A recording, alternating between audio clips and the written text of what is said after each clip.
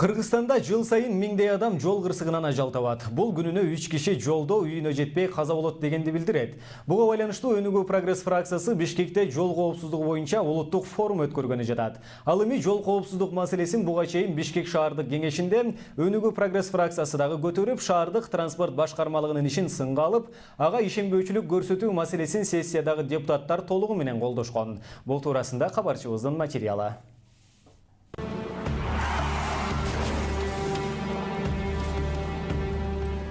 Ушул жылдын 21-апрелинде Бишкектеги номер 74-мектептин жанында светофордун жашыл күйгөнүнө карабай, эки окуучуну машина кагып, окуя болгон жерден ал из качырып кеткен. Балдар болсо оор абалда ооруканага жеткирилген болчу. Расмий маалыматтар боюнча Кыргызстанда жыл сайын 1000 адам жол кырсыгынан ажал табат. Бул күндө 3 киши жолдо үйүнө жетпей каза болот дегенди билдирет. Буга байланыштуу Өнүгүү Прогресс фракциясынын лидери Бакыт Төрөбаев жол кырсыктарын азайтуу боюнча өкмөттүн ишин сынга алган болчу. Мына Бишкек-Ош жолунда автокырсыктар болуп атат. Автокырсык биз азыр интернет ачсак, баягы согуштан кабар алгандай болуп атабыз азыр. Ошол боюнча бир кандай саясат жүргүзүп атасыңар? Бир дагы саясат жок. Ал эми Бишкектеги маршруттук таксилер кишини көбүрөөк толтуруу максатында каалаган жагына токтоп, тыгындарды түзгөн аз келгенсе бири-бири менен жарышып жатып, жол кырсыктарындагы пайда алгандыгы белгилүү. Өткөн жылы күзүндө Шабдан Баатыр Алматы көчөлөрүнүн кесилишиндеги ала салган 138-маршрутка жүргүнчүлөр менен бир нече метрге чейин барып токтоп, анда отурган Токтакан Райымбекова бир колунан ажыраган болчу. Жыл башынан бери ылдамдыкты ашырып айдаган 322 учур катталса, андан 58 адам каза таап, 280 киши жаракат алган. Деген каалаган жерде токтотот, аварияны көбүсүнө чыгып атпайбы? Каалаган жерден кайрылып кетет. Мындай айтканда, жана эмеге басымды саташпайт. Забиты все полностью. Невозможно ездить. Кээ бирде светофорду остановканы токтобой эле аркасына машинаны карашпайт да. Светофордун өтүп эле токтой салат. Аркадан машина жолдо туруп калат. Расмий түрдө Бишкекте 5000 маршрутка болсо, күнүгө болгону 2700 гана чыгат.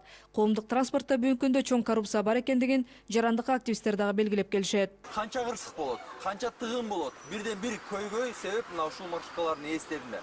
Бирок ошол компаниянын ээлери бүгүн кыйыр түрдө жогорку кеңештин депутаттарына, шаардык кеңештин депутаттарына, ошол эле биздин чиновниктерге таандык.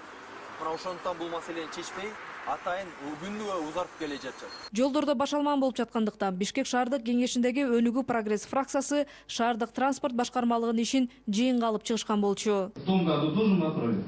Ничего, справление есть. В том же темпе, в таком же виде, хаотичном. Называется управление, но они так такого не управляются.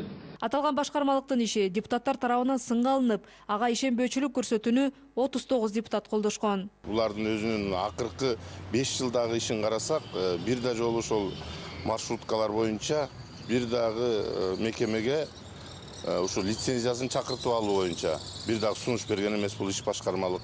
Ошолордун катачылыктарын көрүп туруп көздөрүн жумуп койгон. Автобустар жүрсө дагы, троллейбустар жүрсө дагы бирден экиден гана жүргүзүп, көбүнчөсүн ушул маршруткаларды киргизип койгондо көп катачылыктар болгон. Ошонун эсебинен көп тыгындар пайда болуп атат. Жол кырсыктары күндөн күнгө көбөйүп жаткандыктан Өнүгүү Прогресс фракциясы жол коопсуздугу боюнча улуттук форум өткөргөнү жатат. Форумда президенттин өкүлдөрү, өкмөттүн өкүлдөрү жана жогорку кеңештин өкүлдөрү келип өзүнүн ойлорун айтып кетет. Жана эл аралык эксперттер келет, алар өздөрүнүн сунуштарын берет.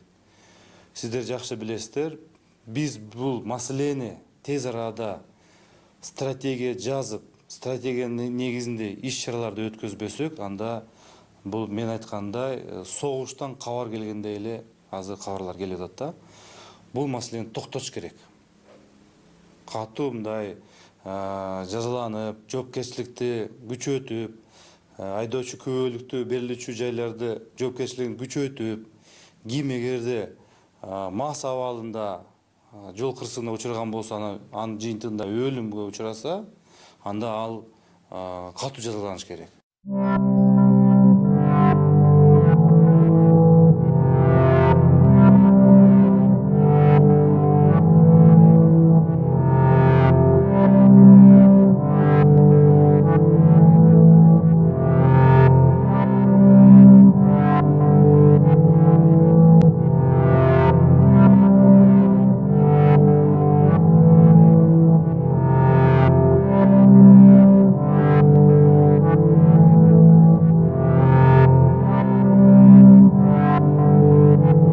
Изат Шугралиева, Талгат Алтынбаев, Сентябрь.